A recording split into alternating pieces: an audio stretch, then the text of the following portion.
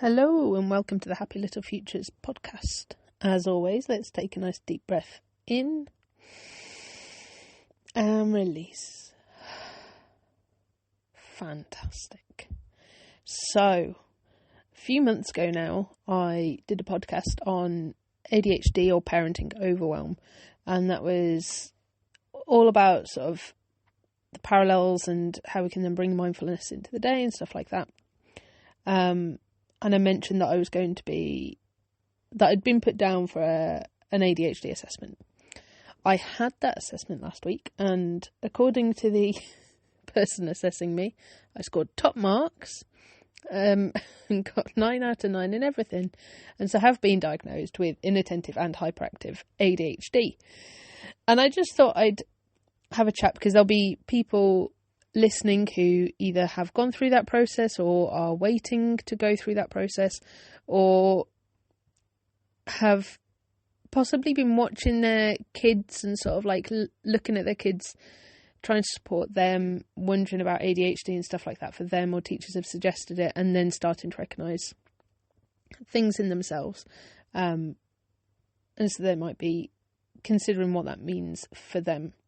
So first of all, I had the assessment. It was relatively straightforward. It lasted about an hour and a half, 2 hours. And there was an initial chat with lots of questions. And then there was the sort of scoring thing. And again, it was sort of yes, no answers, a few examples here and there, just to help sort of support. And that was that. So the actual assessment itself isn't that scary, to be honest, as long as you're okay talking to people and possibly having a few moments, which you might be having anyway if you're going through the thought processes of possibly having ADHD and all of that. It's not too bad. It's not too bad an experience. It just takes time, and for someone who can now say that they have inattentive ADHD, a little bit of concentration, if you can, to try and process some of the questions properly and all of that sort of stuff, which isn't overly easy, but obviously the person doing it is assessing for ADHD, as she reminded me a few times, so she's used to that sort of stuff. So the process itself, the assessment itself, is relatively painless. As for afterwards, again, that's been relatively painless. But for those of you who haven't had an ADHD diagnosis or don't really know what to expect or what to get from it, I was asked if I wanted medication. I decided I didn't, and I'm going to come on to that later. But after that, it means I can access ADHD coaching and stuff like that, speak to my therapist and sort of bring it into that as a sort of recommendation, sort of general stuff, which is fine. And for me personally, it doesn't change anything at all, except for the fact that I can talk to you guys about it. And again, I'm going to move on with that. And it might be that this episode stretches over a couple of episodes. It might be that I do this now and then talk about more stuff later. But the responses I've had from other people have been quite interesting, and sort of across the board have been both the same and different. I'd say I've had 3 main responses from people. So one is congratulations, which is great that they feel the need to congratulate me. Personally, I've been a bit like, oh, okay, it's unusual. But also, I think when you get that diagnosis, it's nice to have that. Like, for many people, it's been something that they've suspected and worked towards for a while and tried to fight for. And especially when you're fighting for your children and trying to support them and figure out what additional support they might need at school and places like that, getting any diagnosis or any support or anything that means that it could be easier to get support is beneficial. So that's been the one response. And I'm like, thank you. Thank you very much.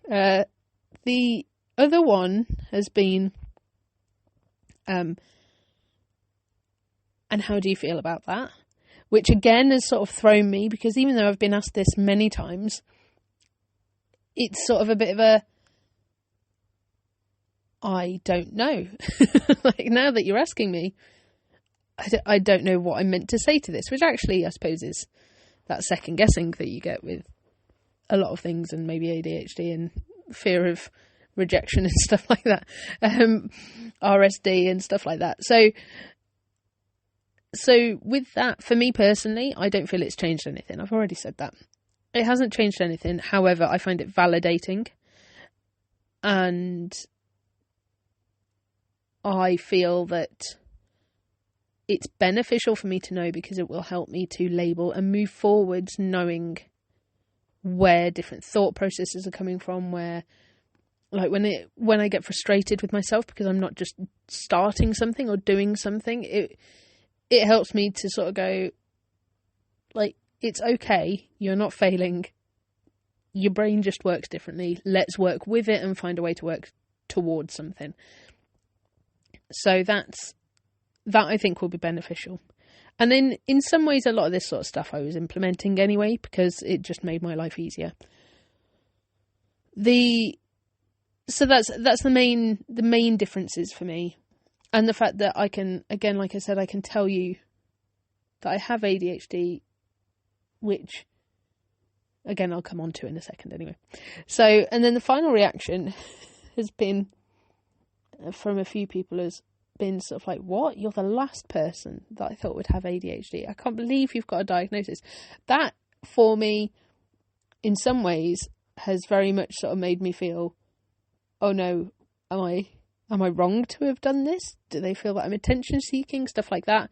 And then I've had to sort of correct myself and go, no, it's just that I've worn a mask for so many years now, and it's a very natural thing for me to do, to mask in front of new people or things like that. Or I think in some instances, because the mask has been slowly coming off over time, I think people just assumed that it was sort of more of a bubbly me rather than a hyperactive, can't quite stop moving me. and I'm not bouncing all over the place all the time. It's very much fidgeting and things like that I do. But yeah, there's a lot going on mentally, even if there's not hyperactivity or something like that.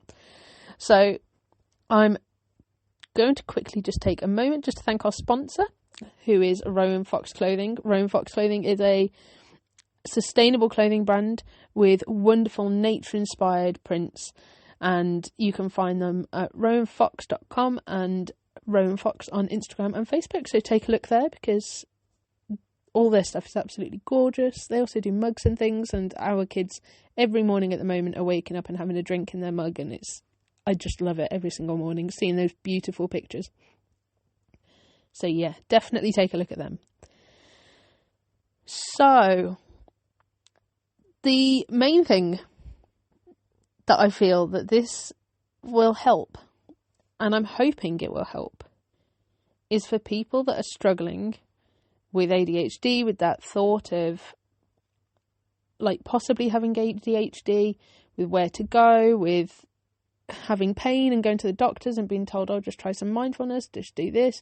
Why don't you just try this? Why don't you just do that?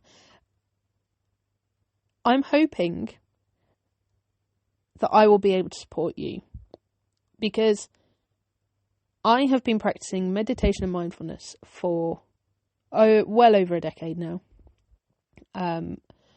Sort of 15 years or something crazy like that. At least it feels crazy to me. So I've been practicing meditation and mindfulness for a very long time now.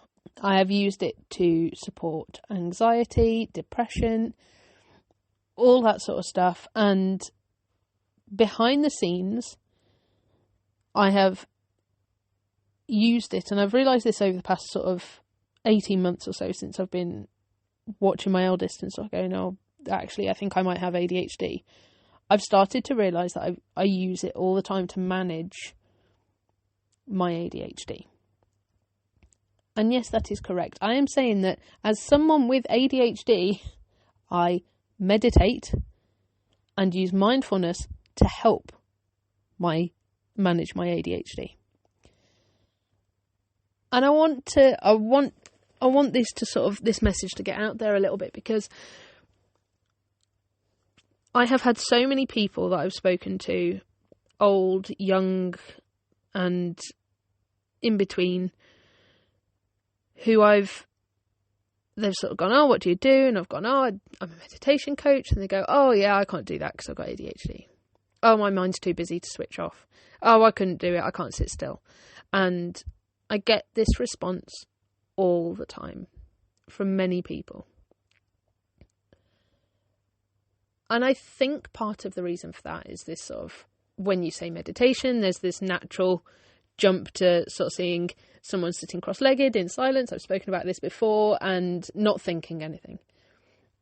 And that is so not the case. Because meditation and mindfulness can be used anywhere, for anything. And they can be used to support you. They can be used to support your mental health and support you through emotional struggles and dysregulation and depression and all the rest. And they can be used, not only all of that, but to help support you in times when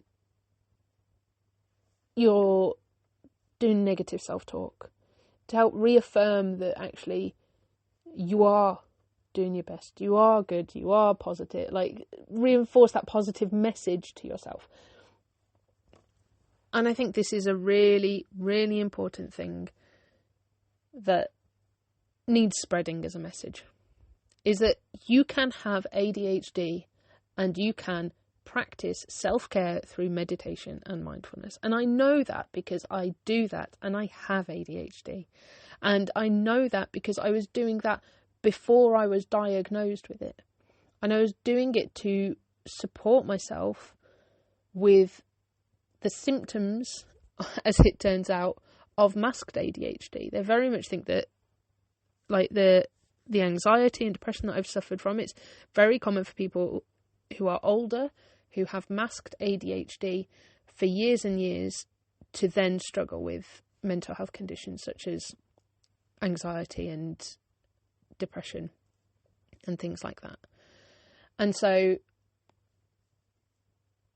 I feel it's really important for people to understand that even though their mind is racing, even though they can't sit still and all the rest, they are able to meditate and to be mindful. And all that means is that we need to work together to find a way that works for you. And it doesn't need to take long. It's very hard to focus on things that you're not interested in. If you have ADHD, it might be very hard. I personally struggle with that. I've always struggled with that. I assumed that everyone struggled with that. I don't know if people who have not got an ADHD diagnosis, or think that they might, I don't know if it's normal for them to have the issue where they can't focus on things that they're not interested in.